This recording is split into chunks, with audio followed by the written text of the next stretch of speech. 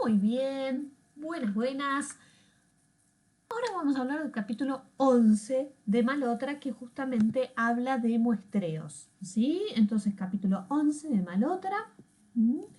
Eh, Vamos a hablar un poco del diseño y de los procedimientos del muestreo. Y primero que nada tenemos que empezar por decir qué es la población. Y la población es la suma o todos los elementos, ¿sí?, que forman parte de un grupo en donde se comparte algún tipo de característica. Por ejemplo, tener una mascota, ¿sí? Todas las personas de Argentina que tienen una mascota. Imagínense la cantidad de personas, ¿sí?, que si quisiéramos alcanzar y consultarles la opinión tendríamos que llegar. A eso se llama un censo, en donde le voy a preguntar la opinión a todas las personas que comparten entonces esta característica de formar parte de la población, ¿sí? ¿Cuándo se hacen censos? Bueno, por el costo, por todo el movimiento que implica, las dificultades y demás. Por ejemplo, en Argentina se hacen cada 10 años. Hay algunos países que ya no los hacen más, los censos. Y vienen ya desde la antigüedad, en donde se censaba a toda una población para obtener determinados datos. Muy bien. ¿Cómo puedo hacer entonces para averiguar la información que necesito? A través de una muestra. Y esta muestra lo que voy a hacer es tomar algunos elementos de la población, es un subgrupo de elementos, ¿sí?, para que justamente el tamaño sea mucho menor, ¿sí?, y podamos tener una precisión adecuada sin gastar tanto dinero. Se haría prohibitivo algunos estudios e investigaciones de mercado si no pudiéramos utilizar una muestra. Sería imposible, ¿no? Todas las personas que toman yogur, por ejemplo. Sería tan grande el número que sería antieconómico poder obtener información. Muy bien. Entonces, acá hay algunas ideas acerca de cuándo utilizar una muestra y un censo. Acá tenemos entonces algunas ideas, ¿sí? Pero normalmente el censo, salvo que sea una población muy chica, se torna muy, muy difícil, prohibitivo por costos sobre todo. Muy bien. ¿Y qué es la población meta? Es el conjunto de elementos, de objetos que van a tener esa información que está buscando el investigador y sobre la cual vamos a hacer distintas inferencias, ¿sí? Muy bien. ¿Y qué es el elemento? Entonces, ¿sí?, son estos objetos que van a poseer esa información que nosotros necesitamos relevar y sobre la cual vamos a entonces luego hacer inferencias. Y la unidad de muestreo va a tener, ¿sí?, ese elemento de la población sobre la cual se va a tomar la muestra. Muy bien. ¿Qué es el marco muestral? Esto es quizás lo más importante de todo lo que vamos a charlar hoy. Son todos lo que va a ser como una lista, como tiene, digamos, este dibujito, una lista donde vamos a hacer como que un listado, como un trozo de papel bien largo, imagínense, donde escribimos todas las personas, por ejemplo, que tienen una determinada característica, como tener una mascota. Imagínense lo largo que sería ese listado para todas las personas de, no sé, el país que tienen una mascota. Entonces yo necesitaría tener, y además un número de contacto o alguna forma de contactarme con esa persona, ¿sí? Tendría que tener el marco muestral, un enorme Excel donde reunir a todas las personas y alguna forma fehaciente de contacto para luego pedirle la opinión sobre, por ejemplo, estábamos hablando antes, el apego a las mascotas, ¿sí? Si yo quisiera relevar qué apego a las mascotas hay, ¿sí? Imagínense para una determinada marca de comida animal, qué sé yo, Canuba o cosas por el estilo, ¿sí? Imagínense lo caro que sería ya nada más que armar este listado. Y además cuando lo termine de armar, lo más probable es que alguien, por ejemplo, hubiese adoptado una mascota que antes no la tenía y me quede desactualizado de nuevo. Bien, ¿cómo vamos a diseñar? Bueno, primero vamos a definir esta población meta, ¿sí? Que, bueno, es una persona que tiene más de un perro, que es una mascota. Una serpiente pitón, ¿es una mascota? ¿Sí? Tener un cobayo, ¿es una mascota? Bueno, tengo que definir la población meta. La respuesta puede ser sí, no, tal vez, no sé, pero lo tengo que definir, ¿sí? Voy a determinar este marco de muestreo, voy a armar, una vez que defino, bueno, entra cobayo, sale pitón, ¿sí? Pero voy a definir qué es una población, ¿sí?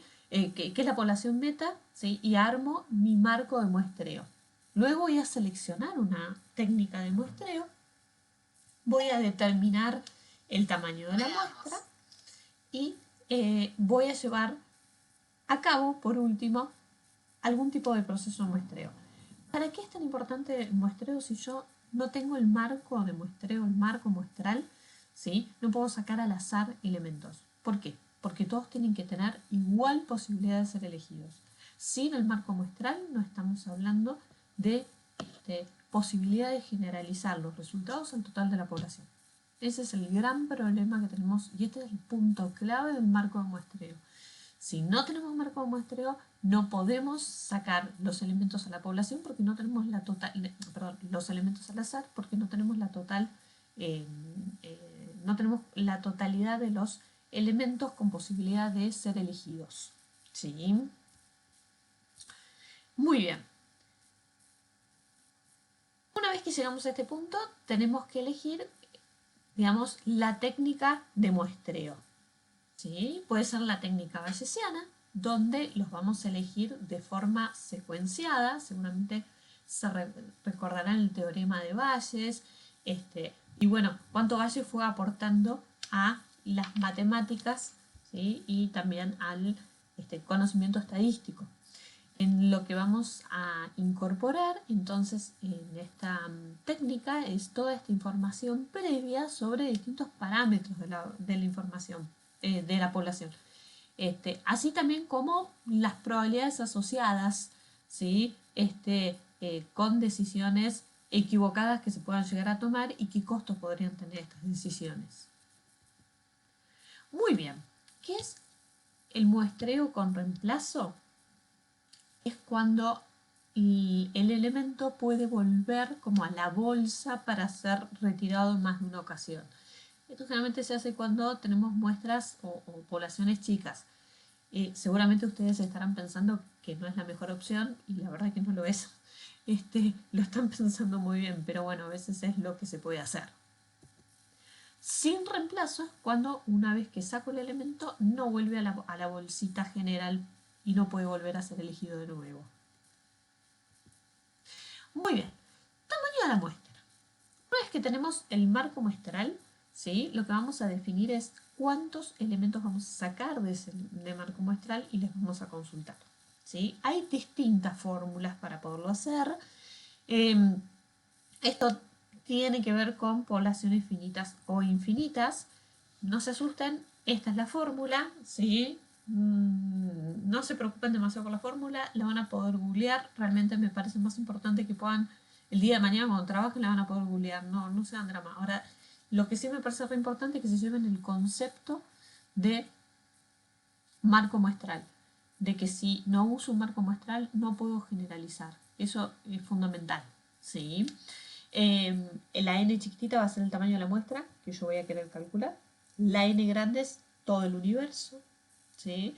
La z es la desviación estándar, ¿sí? Que yo, la desviación del valor medio que vamos a aceptar como nivel de confianza, ¿sí? 90, 95, acá tengo las zetas ya puestas ahí, ¿sí? Si trabajo entonces con un 95% de nivel de confianza, mi z va a ser 1.96, por ejemplo. ¿Sí? El E es el máximo error admitido que sale, ¿sí? De la P de la diferencia entre la P muestral y la poblacional. Y por último la P es la proporción, ¿sí? Poblacional que esperamos encontrar, ¿sí? A través de investigaciones anteriores, de alguna prueba piloto que hagamos con una muestra que sea chiquitita, ¿sí?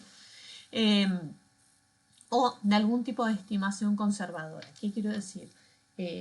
¿Cuál es el peor de los casos? ¿Sí? La estimación conservadora es muy interesante. El tema es cuál es el peor de los casos. Y vamos a pensar un balotaje de un presidente en cualquier país del mundo. ¿Cuál es el peor de los casos? ¿Qué es lo peor que le puede pasar a una persona que quiere ser presidente y que no sabe si va a ser elegido? Imagínense los nervios anteriores a un domingo antes de una elección de los dos candidatos que tienen, digamos, las posibilidades de ser presidentes por participar de un balotaje. ¿Sí? Uno de ellos va a salir elegido. ¿Sí? ¿Cuál es el peor de los casos? Y 50-50, ¿no? Que los números estén 50 parecidos a 50-50. Si hay uno que tiene, no sé, el 80%, es muy difícil que el que tiene el 20% salga ganando en esa elección, ¿no?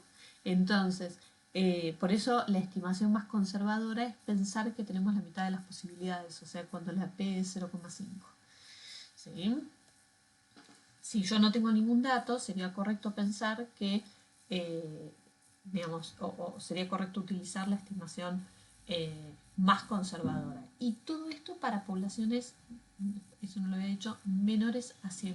¿Por qué? Porque por ley de los grandes números, en las poblaciones infinitas o desconocidas o mayores a 100.000, que se llama en la ciudad de Buenos Aires, miren cómo se achicó la fórmula de esta que está acá, que es para poblaciones menores a 100.000, a esta de acá. ¿Por qué se achica? Por la ley de los grandes números. ¿Sí? De todas maneras, hay un montón de páginas de internet que sacan estos numeritos. ¿Sí? Lo que es importante de todo esto es que ustedes se puedan llevar el concepto de por qué, cómo y qué tipo de resultados me va a dar cuando yo utilizo estas fórmulas. ¿Sí? La fórmula es lo de menos. Ya les digo, lo más importante es el concepto que está atrás de la fórmula. He visto muchas veces utilizar este tipo de fórmulas y después, digamos, que no haya marco muestral. Entonces, no, bueno, tenemos que hacer, a mí la fórmula me dio 300 casos, ¿sí? Entonces, ¿y el marco muestral, flaco, dónde está? ¿No? Es muy difícil a veces explicarle a un gerente que no importa lo que te dé la muestra. En realidad, el punto clave no es hacer la cuenta, sino tener el marco muestral, porque vos luego tenés que, digamos, sacar 300, digamos, dio 300 el resultado, sacar 300, pero sacamos el marco muestral, ¿no? De más o menos el que te contesta la encuesta. ¿Sí? Y eso es una gran diferencia, porque digo, si no da igual que sea 300, o sea, cualquier número, ¿sí?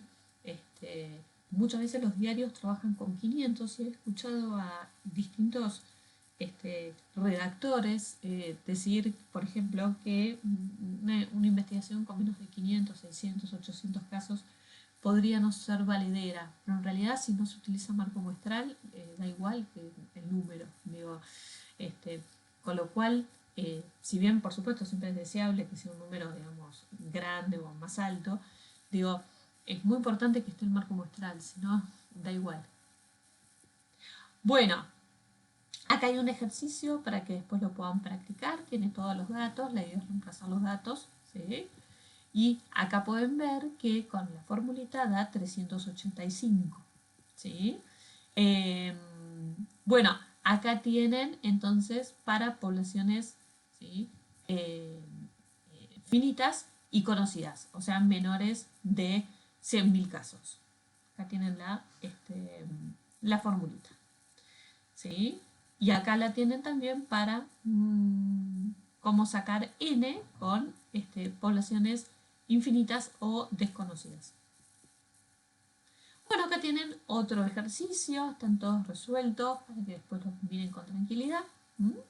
Bueno, y ya les digo, de todas maneras, estas fórmulas, hay cantidad de fórmulas en internet que los van a ayudar. De vuelta, lo más importante es el concepto. ¿Sí? El día de mañana traten de no olvidarse que necesitan un marco muestral para poder aplicar esos 312 casos. ¿Sí? Bueno, esta slide me parece súper interesante y tiene que ver con los tamaños típicos que tomamos en investigaciones de mercado, porque las más de las veces en las investigaciones de mercado no tenemos los marcos muestrales. Les conté uno muy sencillo. ¿Qué le pasaría a Ucanuba si quisiera hacer algún tipo de investigación sobre personas que tienen mascotas?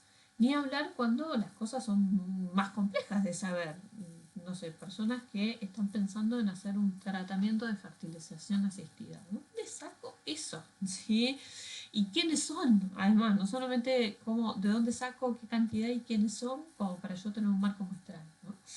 Eh, Así que bueno, estos son números, digamos, que típicamente utilizamos, por ejemplo, para una prueba de producto, 200 casos. ¿Sí? A veces se utiliza un poquito menos también, pero es un número que es posible, digamos, ¿no? En cuanto a costos y demás. Para publicidad, ¿sí? Por ejemplo. Está el tamaño mínimo. Quizás en Argentina nos acercamos, me olvidé de comentar esto más, al tamaño mínimo que al rango, ¿sí? Digamos, he visto algunas pruebas de producto, incluso más chicas, 120, 150 casos, ¿sí? Es un poco también lo que permite la billetera. Son las pruebas de investigación baratas, no son, ¿sí? Es un poco, como les decía, lo que permite la billetera.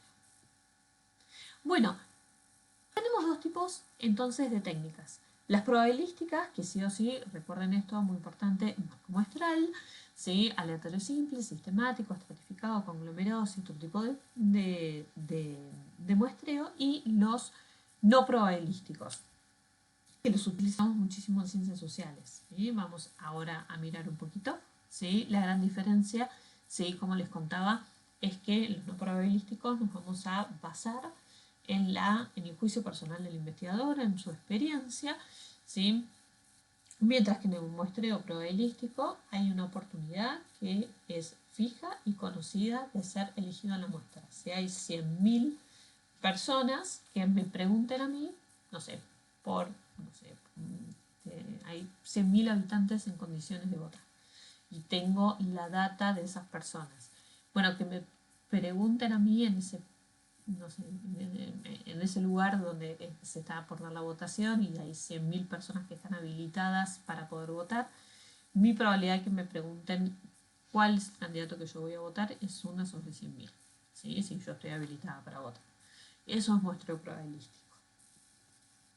Bueno, vamos a empezar por los no probabilísticos, ¿sí? El segundo de los casos, vamos a empezar por ahí, ¿sí? Por conveniencia incidental, nada, palo y a la bolsa sería, digamos, ¿no? Donde, digamos, tratamos de buscar una muestra en función de la conveniencia del investigador, lo que puede encontrar sería, ¿sí? Se lo deja al investigador tratar de resolver el problema, por así decirlo, busca por experiencia, por costo, los que están cerca. Digo, no puedo ir a La Quiaca, ¿sí? A Ushuaia, busco los que están más cerca. Eso es muestreo por conveniencia, tiene que ver con los costos, con lo que se puede hacer, básicamente. Muchas investigaciones sociales son de esta manera, ¿sí? Representa también un gran problema porque en distintas partes del país van cambiando las idiosincrasias, las formas de ser, las subculturas, entonces tampoco se puede extender lo que pase, no sé, en Buenos Aires no se puede extender al resto de la población. ¿Sí? Muéstralo por juicio. En base del juicio del investigador dice, este sí, este no, es discrecional, este tipo de técnica.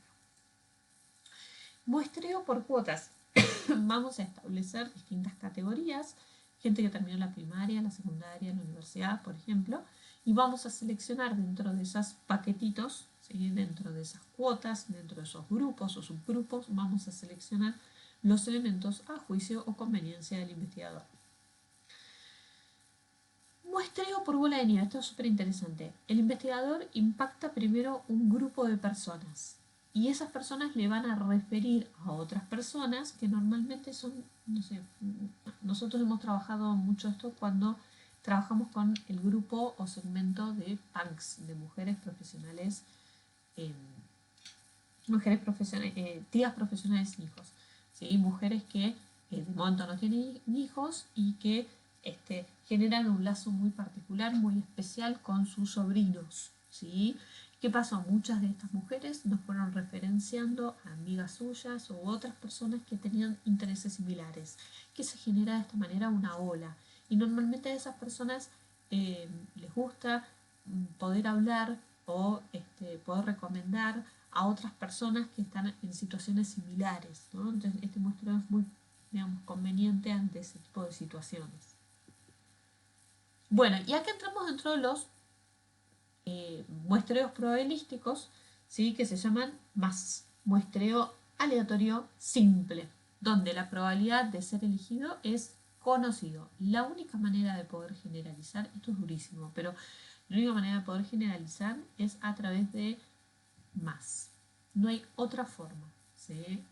Yo no puedo decir sino que los resultados que yo obtengo puedan ser aplicables, ¿sí? Tiene que haber un marco muestral, la probabilidad tiene que ser conocida de poder ser elegido. Un marco muestral y además un número o algo para yo comunicarme con esa persona y que esa persona me dé algún tipo de dato o referencia de lo que le está sucediendo. De cuál es su opinión, digo, ¿no? Bueno, muestreo sistemático, elijo un punto, dejo pasar en este caso 4 personitas, otra persona, 4 personitas, ¿no? Por ejemplo, en la calle Florida, dejamos pasar 4 personas, le preguntamos a la quinta. No nos quiere contestar, dejamos otras 4 personas más, le preguntamos a la quinta, ¿sí? ¿Qué pasa? Muchas veces, imagínense una persona que sus ingresos dependen en buena parte de la cantidad de encuestas que hace, ¿sí? Quizás puede estimar que a lo mejor una persona que pasa muy rápido estaría menos dispuesta quizás que una señora o una persona mayor que a lo mejor tiene un poquito más de tiempo, que bueno, lo que intenta hacer el muestreo sistemático es como desterrar esta cuestión. Si justo no sé, la señora, el señor mayor es el cuarto y te toca una persona que ya se nota apurada, bueno, pero es porque, digamos, la persona que está tratando de conseguir esa entrevista fue contando y justo el quinto, no sé, que sale de un Pharmacity, la cuestión es, cada 5 personas que salen de un Pharmacity, intentar encontrar en esa quinta persona una persona un respondente, una persona que quiera contestar mi encuesta, ¿sí? Bueno, eso es lo que intentamos hacer con el muestreo probabilístico sistemático, ¿sí? El estratificado, lo que yo voy a hacer es, en 2 pasos, primero voy a separar en estratos y luego voy a aplicar el método aleatorio a cada uno de los estratos. ¿Qué me aseguro así? Tener tener dividida la población por estos estratos que yo quiero, digamos, lograr resultados. Porque puedo pensar que a priori pueden generar algún tipo de resultados. O sea, personas que tienen una casa y personas que alquilan, ¿sí? Distintos elementos que hagan que la población, por ejemplo, se vaya dividiendo en partes. Bueno, puede ser proporcional cuando tomo algún tipo de proporcional al tamaño relativo de la población, eso es excelente. O no proporcional, si digamos no puedo por algún motivo obedecer ese tamaño relativo del estrato porque no lo conozco, porque no lo puedo hacer por un montón de cuestiones, puede ser que no lo termine de hacer. Por supuesto, el muestreo estratificado proporcional es el mejor, eso desde luego. Perdón. Bueno, por conglomerados, ¿qué vamos a hacer? Vamos a dividir por a la población beta, la vamos a dividir por subpoblaciones, por pedazos que sean mutuamente excluyentes y colectivamente exhaustivos. Y luego lo que vamos a hacer es una muestra aleatoria, ¿sí? Con el método probabilístico, o sea, el más de muestra aleatorio simple, voy a sacar de ahí el muestreo, ¿sí? De qué conglomerados van a trabajar o con qué conglomerados voy a trabajar, con cuáles sí y cuáles no. Esto, digamos, cuando tengo una población muy grande y de muchas maneras, es una manera también de achicar un poco y abaratar un poco los costos. Por supuesto que por ahí no es la mejor opción, pero abarata bastante. Bueno, puedo hacer el muestreo en una etapa, en 2 etapas o en etapas múltiples. Y si es en 2 etapas, sí, puedo hacerlo por conglomerado simple o probabilístico al tamaño. Bueno, y puedo hacer por áreas, también imagínense para una encuesta nacional, qué es lo que opinan las diferentes áreas, que puede generar algún tipo de cambio, ¿sí? O proporcional al tamaño, fíjense la provincia de Buenos Aires, la cantidad de personas que tiene versus otra provincia de tamaño similar, como en Santa Cruz, pero que tiene muchísima menos cantidad de personas. Acá algunas pros y cons de las técnicas de muestreo, ¿sí? Y también puede ser que, que podamos muestrear por secuencias. Y en este caso vamos a decidir, ¿sí?, si deben muestrearse elementos adicionales. Si los resultados son muy parecidos, a lo mejor yo necesite avanzar todavía con algún elemento más de la población. Muestreo doble. Algunos elementos los voy a muestrear 2 veces, ¿sí? ¿Por qué? Porque le voy a repreguntar determinadas cosas, ¿sí? En esta segunda vuelta lo voy a volver a contactar, le voy a volver a preguntar cosas. Tiene un poco los problemas que tienen todo este tipo de muestreos, ¿sí?, que, digamos, puede verse un poco sesgado, pero bueno, a veces se utilizan dentro del diseño de la investigación, ¿sí? Bueno, acá tienen un ejemplo cómo escribirlo, ¿sí? Por eso se lo dejamos acá. Y algunas ideas para elegir entre el muestreo probabilístico y no probabilístico. Fíjense, una cosa que me parece súper interesante es que es esta de acá, ¿no? El muestreo no probabilístico, fíjense esto, es exploratorio, ¿sí? Aún siendo cuantitativo es exploratorio, mientras que el muestreo probabilístico es el muestreo por excelencia, que es concluyente. ¿Por qué? Porque puedo extender los resultados al total de la población. Y de vuelta vuelvo al principio de lo que hablábamos antes. Digamos, lo más importante es tener el marco muestral. Muy bien. Bueno, chicos, ya los aburrí un buen rato, ¿sí? Espero que les haya servido, ¿sí? De esta unidad recuerden entonces la importancia del marco muestral. Besos grandes.